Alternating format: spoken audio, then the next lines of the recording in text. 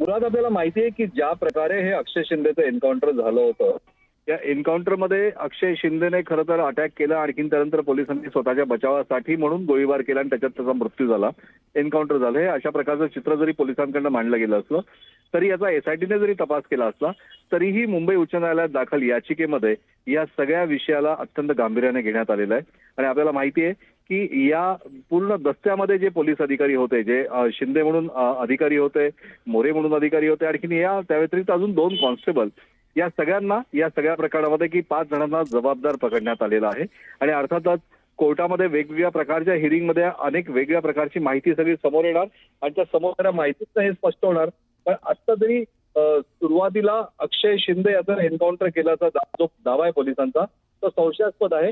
म्हणजे आत्मसंरक्षणासाठी म्हणून अक्षय शिंदेवर आम्हाला गोळीबार करावा लागला आणि त्यात त्याचा मृत्यू झाला, हा जो पोलिसांनी दावा केलाय हा दावा संशयास्पद आहे.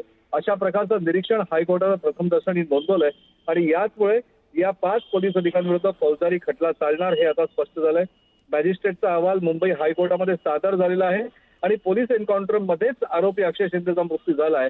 अशा प्रकारचं निरीक्षण पोलिसांनी कोर्टानं नोंदवलंय. अर्थातच बचावात्मक गोळीबार करण्यामध्ये अक्षयचा मृत्यू झाला हा जो पोलिसांचा दावा आहे हा संशयास्पद असल्याचं स्पष्ट निरीक्षण नोंदवल्यानं आता या 5 पोलीस अधिकाऱ्यांविरुद्ध 2 अधिकारी आणखी 3 पोलीस कर्मचारी यांच्या विरुद्ध खटला चालणार हे आता निश्चित झालंय. बरं, मात्र याचिका कोणी केली होती की या संदर्भातली ज्याच्यावरती आता हे सगळं निरीक्षण न्यायालयानं नोंदवलंय?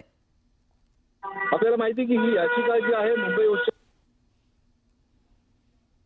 यांनी दाखल केली होती. आणखी याच दाखल याचिकेवरची प्रथम दर्शनी सुनावणी आज कोर्टात झाली आणि या सुनावणीमध्ये प्रिलिमिनरी सगळ्यात महत्वाची गोष्ट हीच होती की याचिकेची सुनावणी स्वीकारायची का नाही, जबाबदार अधिकाऱ्यांना दोषी धरायचं आहे की नाही, त्यांनी केलेला दावा हा योग्य आहे की नाही.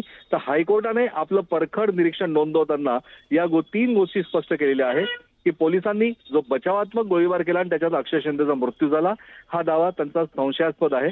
पोलिसांनी अक्षय शिंदेचे ठरवून एन्काउंटर केलंय अशा प्रकारचं निरीक्षण हायकोर्टानं नोंदवलेलं आहे. आणि या 5ही जणांविरुद्ध जे 2 अधिकारी आणि 3 कर्मचारी आहे फौजदारी खटला चालवण्याचे हायकोर्टानं स्पष्टपणे संकेत दिलेले आहे. हा नक्कीच त्यांच्या अडचणीत वाढ आहे हे आपल्याला म्हणायला नक्कीच हरकत नाही.